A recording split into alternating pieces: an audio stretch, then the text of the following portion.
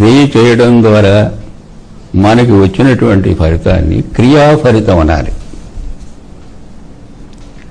కర్మ ఫలితం అనకూడదు.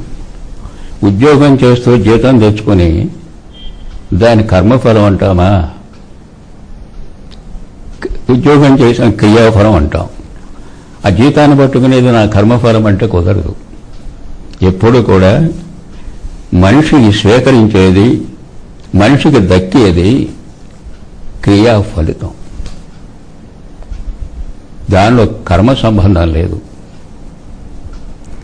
మరి కర్మ అంటే ఏమిటి? ఉంది కదా. ఉదాహరణకి ఆర్జించేది, పొందేది క్రియాఫలితం, అనుభవించేది క్రియాఫలం లేదా కర్మఫలం. దానిని కర్మఫలం అనాలి. పొందేటటువంటిది క్రియాఫలితం,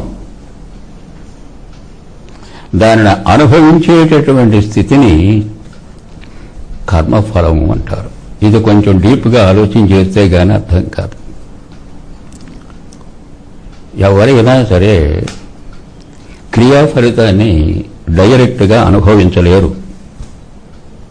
ఉదాహరణకి ఉద్యోగం చేస్తున్నారు, వ్యాపారం చేస్తున్నారు, సంపాదించారు, జీతం తెచ్చారు. దాన్ని అలాగా మీరు అనుభవించలేరు. క్రియాఫలితం అది. ఆ ఉద్యోగం చేసినందుకు వచ్చినటువంటి జీతం, దాన్ని అలాగే మీరు అనుభవించలేరు. దాన్ని తీసుకుపోయి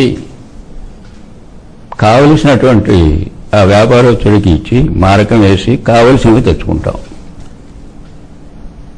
ఆ తెచ్చుకున్నటువంటి వాటిని మళ్ళీ అలాగే అనుభవించడానికి లేదు. వాటిని అనుభవించడానికి, తినడానికి వీలైనటువంటి రీతిగా మార్చుకోవాలి. ఆ మార్చుకున్న తర్వాత మాత్రమే వాటిని మీరు అనుభవించడానికి అవకాశం ఉంది. క్రియాఫలితంతో వచ్చినటువంటి జీతం ఇక్కడ అనుభవించే స్థితికి వచ్చేటప్పటికీ దాని రూపమే మారిపోయింది. సరే, ఇక్కడ మనం అనుభవించడానికి దాన్ని తయారు చేసుకున్నాం. అది కూడా వంట చేయడం కూడా క్రియే, పదార్థాన్ని తయారు చేయడానికి క్రియే, ఆ టేబుల్ మీద సర్దడం కూడా క్రియే, తినడం కూడా క్రియే. వీటిలో దేన్ని కర్మ అన్నా బాగుండదు. మరి ఇంకా కర్మ ఏమిటి అంటే,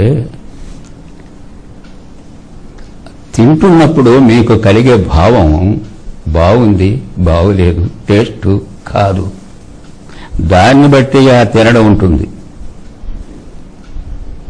చేసిన వంటలో ఉన్నటువంటి ఆ టేస్ట్ను బట్టి ఆ తినడం ఉంటుంది.